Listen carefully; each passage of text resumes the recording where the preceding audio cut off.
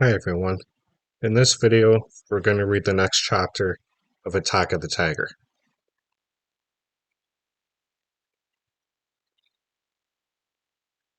Chapter 14, Trash Sack Hero. The minute the message was gone, my heart started pumping. There was no going back now. I was either going to be a hero or in some hot water. I'm talking 100 degrees Celsius, 212 Fahrenheit, boiling hot. I dove back into bed. Too late to worry about that now. I had work to do. Next step. Act 6 and Mom would believe me later when I told her I came home sick from school. I started coughing. Cough, cough, cough. Not too hard, not too soft. Cough, cough, cough. I waited a minute. Nobody came. I tried a little louder. Cough, cough, cough. And moaned a little for good measure. Nobody came. So, cough, cough, cough, I went again. Louder. This time there was a tap, tap, tap on my door. Honey, my mom said, sticking her head inside. Are you okay? I sat up and nodded, then held my head like it hurt. Are you sure? She sat next to me and felt my forehead. I nodded again but moved my eyes from one side to the other like Dad always does when he's checking to see if he's got the flu. Then I coughed some more. Cough, cough, cough. Mom hurried out of the room and was back a minute later with the ear scope thermometer. She pulled up the top of my ear and jabbed the thermometer down the canal. A perfect 98.6 degrees Fahrenheit, 37 degrees Celsius. She jabbed it down my other ear. Same thing. I'm fine, Mom. Cough, cough, cough. If you're not, I can arrange to work from home today. Uh-oh. I was laying it on too thick. I'm okay. Really. I burned the toast at breakfast just to prove it. And after I cleared the dishes, I went down to my room, put on my army pants, and stashed my digital camera and my safety scissors in one of the cargo pockets. Then I headed back to the kitchen to load up my other pockets. Juice boxes? Check. Granola bars? Check. Big straws? Check. Pack of gum? Check. Rubber bands? Check. Dad had left for work early, so I called, Bye, Mom, and headed for the door. She blocked my way, saying, All right, this is proof something's wrong. Huh? She crossed her arms and looked me up and down. What is going on with you, Nolan? Huh? I said again and tried not to look down at my cargo pants. Were they bulging way out? Were they leaking? She squinted at me. You hate that shirt. I looked from one arm to the other. I did hate it. It was long sleeved and muddy green, and it had a pointed collar with an itchy tag. But it was perfect for what I had to do. She squinted harder. And it really does not go with those pants, which you know I hate. Mom, I love these pants. They're cool. Her face crinkled. Cool? Nolan, have you looked at yourself? Mom, first you complain that I don't wear this shirt. Now you're complaining that I am. Can I please just go to school? She shook her head, but finally she sighed and said, Go. But then she noticed the clock. Wait, what am I saying? It's way too early for you to go to school. I know, but I promised Mr. Green I'd help him with a project before school. She waved her hand through the air. Okay, okay, go. I started trucking for the door, but before I could reach it, she cried, Wait! Again. I looked around. What, Mom? Wow, I sounded mean, but I was running out of time. She raised an eyebrow. Your backpack, she said, watching me carefully. Don't you want your backpack? Oh, all right. I strapped it on while she felt my forehead and muttered something about my erratic behavior. When I finally got away from her, I ditched my backpack in some bushes near the garage and zoomed across the street. There were already cars in the parking lot, including a fancy silver one with spoked wheels. Dr. Voss's. I hid in the bushes in my muddy green, itchy tag shirt and army pants. When the coast was clear, I zoomed across the parking lot. I ducked behind the stack of yard waste sacks. And then And as I was just starting to open my disguise sack when a yellow Volkswagen drove into the parking lot, I waited. Mrs. Bernhardt got out. Then a black SUV drove into the lot. Drat. I waited. Miss Sims climbed out. Hi, Peggy.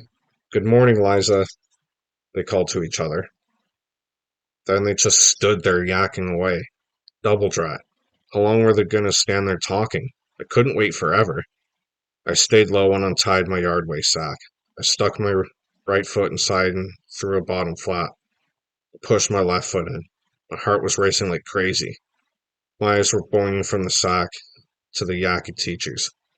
I wiggled my body through the leaves and pulled the sack up around me. No going back now.